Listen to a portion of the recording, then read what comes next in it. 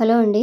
Blouse deep neck అయినా మనం ఈజీగా కట్ చేయొచ్చు. లేదంటే బోట్ నెక్ షేప్‌లో కట్ చేయాలన్నా ఈజీగా కట్ చేయొచ్చు. కాకపోతే ఈ బ్లౌజ్ నెక్ అనేది మిడిల్‌లోకొచ్చిందనుకోండి, అంటే నెక్ అనేది చాలా తక్కువుంటది. 6 ఇంచీలు, 7 ఇంచీలు ఇట్లా ఉందనుకోండి, వాళ్ళకి నెక్కు, షోల్డర్ ఎట్లా పెట్టాలా అనేసి కొత్త వరకైతే బాగా కన్‌ఫ్యూజ్ ఎందుకంటే వీళ్ళకి నెక్ తక్కువ పెట్టి షోల్డర్ తక్కువ పెట్టామనుకోండి, వీళ్ళకి అడ్జస్ట్ అవ్వదనమాట.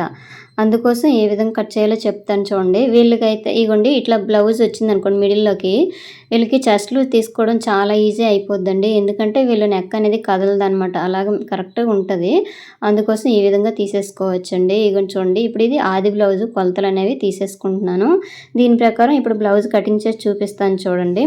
సో ఫ్రెండ్స్, వీడియో చూసే ముందైతే ఒక లైక్ చేయండి. ఈ వీడియోలో ఏదైనా మీకు డౌట్ ఉంటే నాకు అటు కామెంట్ చేయండి. నేనైతే మీకు రిప్లై ఇస్తాను. సో ముందుగా అయితే ఇప్పుడు వీడియోలోకి వెళ్ళిపోదాం రండి. సో చూడండి, లైనింగ్ అనేది ఇట్లా ఫోల్డింగ్ చేసుకోవాలి. అంటే ఓపెన్స్ ఎదురుగా ఉంచుకొని మన వైపు ఫోల్డింగ్ అనేది ఉండేటట్టుగా చూసుకోండి. తర్వాత వచ్చేసి కిందన ఖర్చు అనేది మార్కింగ్ చేశాను కదండి, ఆ మార్కింగ్ నుంచి బ్లౌజ్ హైట్ ఎంత ఉందో అంతవరకు ఇట్లా మార్కింగ్ అనేది చేసేసుకోండి. ఈ బ్లౌజ్ హైట్ వచ్చేసి 13 ఇంచీలు ఉంది. ఇది కనిపిస్తుంది కదా, ఇట్లా 13 ఇంచులు మార్క్ చేసుకొని దీనికి ఖర్చు కూడా యాడ్ చేసేసుకోవాలండి. ఇప్పుడు ఇది చూడండి, బ్లౌజ్ హైట్ తక్కువే, అలాగే మిడిల్కి నెక్ ఉందనమాట. ఇలాంటప్పుడు మనము వీళ్ళకి పట్టేయకుండా, అంటే నెక్ పట్టేయకుండా కరెక్ట్ ఫ్రీగా ఉండాలంటే మనం నెక్ షోల్డర్ ఎంత పెట్టుకోవాలో ఇప్పుడు ఇందులో చూపిస్తానండి మీకు. ఇదిగోండి ఫస్ట్ అయితే నడుము మార్కింగ్ ఇలా చేసుకోండి. ఉక్సులు పెట్టేసేయండి. పై ఉక్సు కింద ఉక్సు పెట్టేసుకొని కరెక్ట్గా నడున్ని ఇట్లా ఫోల్డింగ్ చేసుకొని చూసుకోండి ఎంత వచ్చిందో అంతవరకు మార్క్ చేసుకొని 1 ఇంచ్ ఏమొచ్చి డాట్స్కి, అలాగే ఒక 2 ఇంచెస్ ఏమొచ్చి ఖర్చు గురించి ఇట్లా పెట్టేసుకోండి. తర్వాత ఈ వీళ్ళకి చెస్ట్ లూజ్ అనేది చాలా ఈజీగా తెలుసుకోవచ్చండి. ఇందాక స్టార్టింగ్లో చూపించాను కదా, అప్పుడు 38 వచ్చిందనమాట. ఈ 38ని ఇట్లా ఫస్ట్ టేప్ తోటి మీకు ఎలా చేయాలని చెప్తున్నాను. ఫోల్డింగ్ చేయండి. వచ్చేసి ఇట్లా ఫోల్డింగ్ చేసుకుంటే ఎంత వచ్చింది, 9.5 వచ్చిందనమాట. ఈ 9.5ని ఇట్లా ప్లేస్ చేయండి. ఇది చెస్ట్ లూజ్ అండి, చూసుకోండి. తర్వాత ఈ విధంగా డ్రా చేయండి. ఇవ్వండి మార్కింగ్లు ఈ విధంగా కలిపేసుకోండి. ఇది ఖర్చు అనమాట. 2 ఇంచులు ఖర్చు చెస్ట్ దగ్గర, అలా నడుము దగ్గర కలిపి మార్కింగ్ చేసుకుంటాం కదా, అట్లా మార్కింగ్ చేశాక ఇప్పుడు ఈ చెస్ట్ని బట్టి వీళ్ళ డీప్ ముందే అంతా చూసుకోవాలన్నమాట. బ్యాక్ వీళ్ళ డీప్ ఎంత ఉందో ఒకసారి చూసుకోండి. డీప్ తెలియాలంటే ఫస్ట్ నడుము ఎంత ఉందో చూసుకోండి. ఇవ్వండి నడుముని ఇట్లా పట్టేసుకోండి. ఈ బ్లౌజ్ని ఇట్లా పట్టేసుకొని ఇవ్వండి ఈ విధంగా మార్క్ చేసుకొని ఖర్చు కూడా పై కొంచెం మార్కింగ్ అనేది చేసేసుకుంటే వీళ్ళకి హైట్ ఎంత వచ్చిందో తెలిసిపోయింది. టేప్తో ఇట్లా చూసుకోండి. ఖర్చుతో కలిపి 7.5 ఇంచీలు అండి. మనం కుట్టేసరికి 7 ఇంచీలు వస్తుంది అనమాట. ఇక చూసారా, అంటే నీ నెక్ అనేది పైకి లేదు, అలాగని క్రిందికి లేదు, 7 ఇంచీలు ఉందనమాట. అలాంటప్పుడు వీళ్ళ నెక్ షోల్డర్ ఎంత పెట్టాలంటే నార్మల్గా అయితే 6 ఇంచీలు పెట్టాలండి. వీళ్ళకి కొంచెము అంటే షోల్డర్ కొంతమంది తక్కువ వేసుకుంటారు కదా, అందుకోసం నేను పావు తక్కువ 6 ఇంచీలు అయితే పెట్టానండి. అందులో నెక్కు మాత్రం 2.5 ఇంచీలు పెట్టాను. మిగతాది షోల్డర్ కింద ఉంచేసాను అనమాట. ఇక చూడండి, ఈ ఆది బ్లౌజ్లోనే ఎంత ఉందో అంత ఉంచేసాను. మామూలుగా అయితే 6 ఇంచీలు అయితే ఖచ్చితంగా ఇది పెట్టాలండి. షోల్డర్ చూసుకోవాలి. ఇగోండి ఇది 38 కదండి. ఒకవేళ 38లోన ఒకవేళ బాడీ ఎక్కువ ఉందనుకోండి, వాళ్ళకైతే 6 ఇంచులు పెట్టండి. అదే నెక్ అనేది 6 ఇంచీలు పైకి ఉందనుకోండి, అప్పుడు వాళ్ళకి 6 ఇంచెస్ పెట్టాలి. ముందు వీడియోలో ఒకసారి చెప్పాను చూడండి, దాన్ని బట్టి మీరు పెట్టేసుకోండి. ఒకవేళ డీప్ అనేది తక్కువ అంటే 5 ఇట్లా అయింది అనుకోండి, 6.5 కూడా 6.5 కూడా వస్తుంది నెక్ షోల్డర్ కలిపి. చూసుకోండి 1కి 2 సార్లు మీరు ఏదైనా సరే. ఇక్కడ ఉంది కదండి, ఈ రౌండ్ దగ్గర మాత్రము మనం 2.5 ఇంచులు అయితే ఖచ్చితంగా ఇవ్వాలి. ఎందుకంటే డీప్ అనేది వీళ్ళకి ఎక్కువ లేదు కదా, మరి వాళ్ళకి పట్టేస్తుంది అనమాట. టైట్గా ఈ భుజాల దగ్గర పట్టేస్తుంది. అలా పట్టేయకుండా ఫ్రీగా ఉండాలంటే మనం ఇక్కడ ఖచ్చితంగా 2.5 ఇంచులు అయితే ఉండాలి. ఈ షోల్డర్ ఏమొచ్చి మా ఆది బ్లౌజ్లో ఉండేటట్టుగా పెట్టేసుకోవచ్చు. లేదంటే నార్మల్ చెప్పాను కదండి, 6 ఇంచుల్లోన నెక్ పోగా మిగతాది షోల్డర్ పెట్టేసుకోవడమే. పైనుంచి ఇట్లా 6 ఇంచెస్కి మార్క్ చేసేసుకోండి డౌను. తర్వాత ఈ కార్నర్లోన ఇక్కడ చూడండి, ఇది తక్కువ ఉంది కదా, ఈ హైట్ అనేది తక్కువ ఉంది కాబట్టి వీళ్ళకి ఫ్రీగా ఉండాలన్నమాట. వీళ్ళకి ఫ్రీగా ఉండాలి కాబట్టి 1.5 ఇంచు ఖచ్చితంగా ఈ పెట్టండి. తర్వాత ఈ స్కేల్ తీసేసుకొని నీట్గా ఇట్లా ప్లేస్ చేసేసుకొని ఈ షేప్ అనేది ఇచ్చేసుకోండి. ఇగోండి ఇట్లా ఇచ్చేసుకున్నాక ఒకసారి కొలుచుకోండి ఎంత వచ్చిందో ఒకసారి చూడండి. అది ఈ ఆర్మ్ రౌండ్కి మ్యాచ్ అయిందా లేదని ఒకసారి చెక్ చేసేసుకోండి. ఇలాగ ఒకసారి మెజర్ చేయండి ఎంత వచ్చిందో. ఎంతొచ్చింది మనకొచ్చేసి 8:15 వచ్చిందండి నాకైతే. ఇప్పుడు ఆది బ్లౌజ్ తీసేసుకోండి. ఆది బ్లౌజ్ తీసేసుకొని ఇదిగోండి బ్లౌజ్‌లో ఉన్న బ్యాక్ పార్ట్ ఉంటది కదండీ! ఫ్రంట్ పార్ట్ కొలవకూడదు. అక్కడ నుంచి మనం లోతు తీస్తాం కదా! అందుకోసము ఈ బ్యాక్ పార్ట్ నుంచి ఒకసారి ఇట్లా చూసుకోండి. నీట్‌గా ఇట్లా చూస్తే 8:30 ఉందండి వీళ్ళకి. 8:30 ఉంది కాబట్టి కిందకి కొంచెం ఒక పావించి వరకు ఇంకా దింపండి ఇట్లా. చూసారా? ఇట్లా దింపేసి మళ్ళీ కార్నర్‌లోన 1:15 అనేది ఇచ్చేసి కొంచెం ఇలా షేప్ గీసేసుకోండి. తర్వాత ఒకసారి మెజర్ చేయండి. ఇగో నీట్‌గా. ఇప్పుడు సరిపోయింది. 8:30 వచ్చేసింది కదండీ! వీళ్ళకి ఇప్పుడు చెస్ట్‌కి ఆర్మ్ రౌండ్ అనేది సేమ్ మ్యాచ్ అయిందండి. అలాంటప్పుడు మనకి బ్లౌజ్ అనేది పట్టేయకుండా ఉంటదనమాట. ఇగోండి చూసుకోండి. 1కి 2 సార్లు చూడండి మీకు కనిపిస్తుంది కదా! సో, నెక్స్ట్ వచ్చేసి ఇంకా డాట్ అనమాట. బ్యాక్ డాట్స్ వచ్చేసి ఇట్లా వేసేసుకోండి.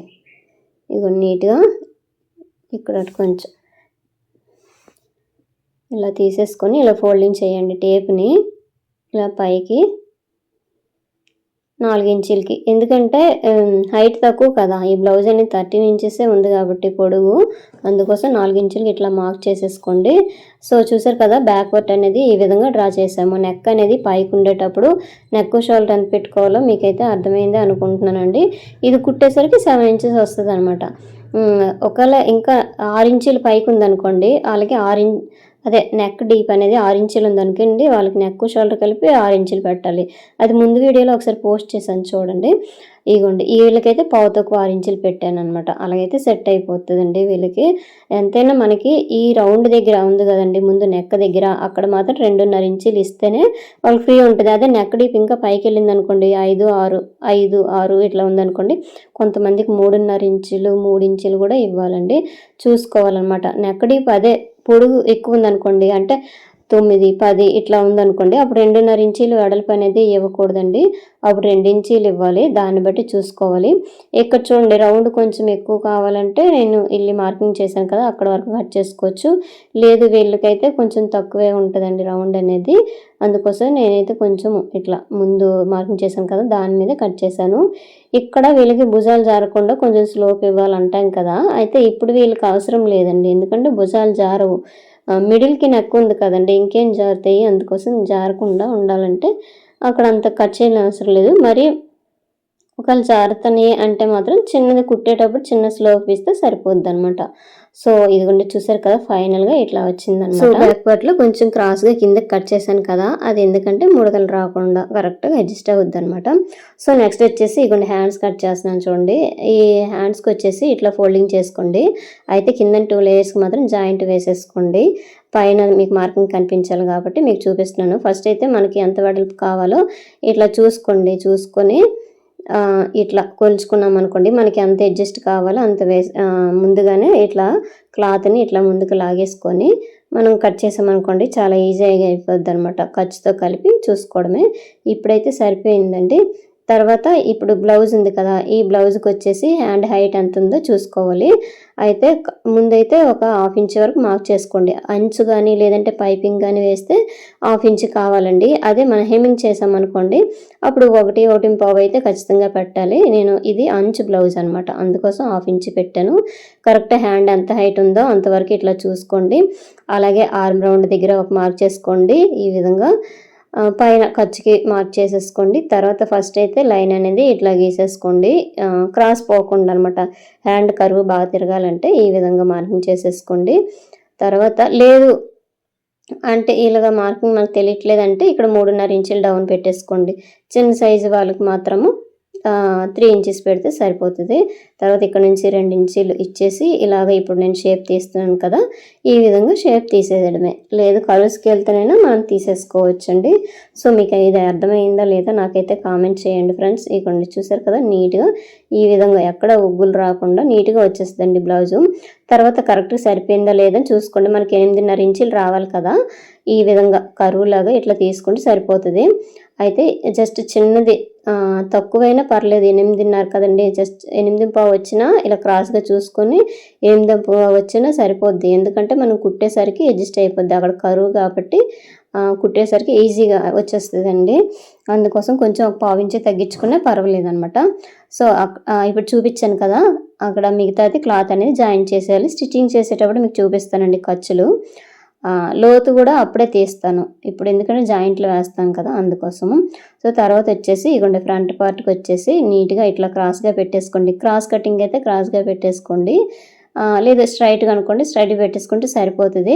ఇప్పుడు బ్యాక్ పార్ట్ ఏ విధంగా ఉందో అదే విధంగా మార్కింగ్ అనేది ఇలా చేసేసుకోండి. ఇగోండి చూసారా, నీట్గా కిందన సైడ్లంటా మొత్తం మార్కింగ్ చేసేసి ఈ బ్యాక్ పార్ట్ అనేది తీసేయండి. ఇక్కడ చూసారా, ఇట్లా తీసేసినాక ఇక్కడ ఏం చేస్తారంటే ఫస్ట్ అనేది ఈ షోల్డర్ దగ్గర ఖర్చు అనేది పెట్టేసుకోండి. మనం ఖర్చు ఎంత పెడతామో అంత పెట్టేసేయండి. తర్వాత ఇక్కడ లోత్ అనేది చూడండి, ఇక్కడ నుంచి కొంచెం వచ్చేసి ఇక్కడ ఒక 1/2 ఇంచు లేదంటే 3/4 ఇంచు వరకు తీసేసుకోండి, సరిపోద్ది. లోత్ అనేది అక్కడ కుచ్చుల్లాగా రాదు, క్లాత్ అనేది ఎక్కువ ఉండదన్నమాట. సో తర్వాత ఇగోండి ఫ్రంట్ ఎంత పొడుగుందో చూసుకోండి, అదే ఫ్రంట్ నెక్ అనమాట. ఇలా రౌండ్గా నీట్గా పెట్టేసుకుంటే ఎంతవరకు ఉందో ఇలాగ అడ్జస్ట్ చేసుకుంటే సరిపోతుంది.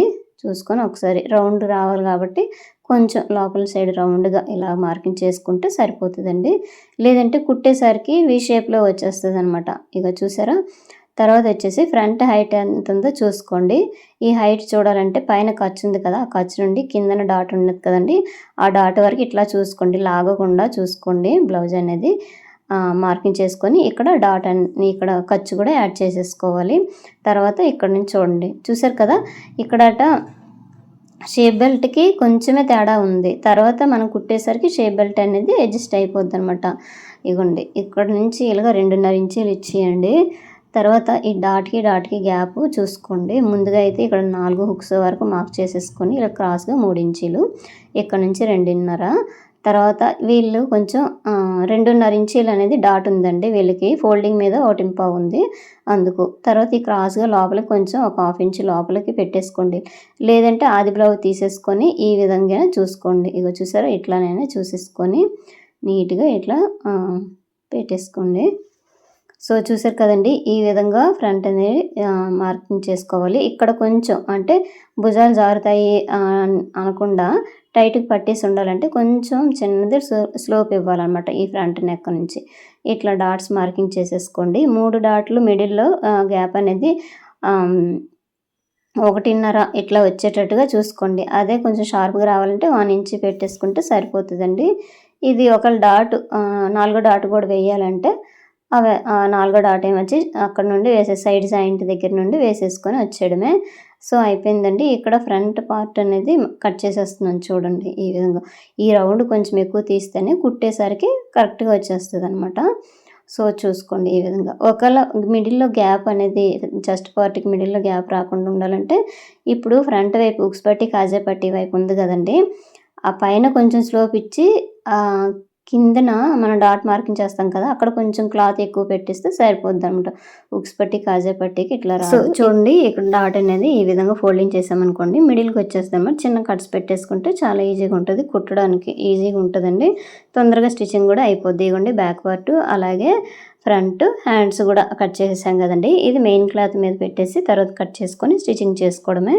సో నెక్స్ట్ అయితే మీకు స్టిచ్చింగ్ వీడియో కూడా పెడతాను. ఇక్కడ చూడండి, ఇక్కడ ఫోల్డింగ్ చేసేస్తే కరెక్ట్గా ఫోల్డింగ్ చేసి కుడతాం కదండి, డాట్ వేసాక కరెక్ట్గా వచ్చేస్తుంది. అందుకు కొంచెం ఈ ఫ్రంట్ పార్ట్ సైడ్ని కొంచెం ఎక్కువ ఉన్నా సరే కుట్టేసరికి కరెక్ట్గా వచ్చేస్తుందండి.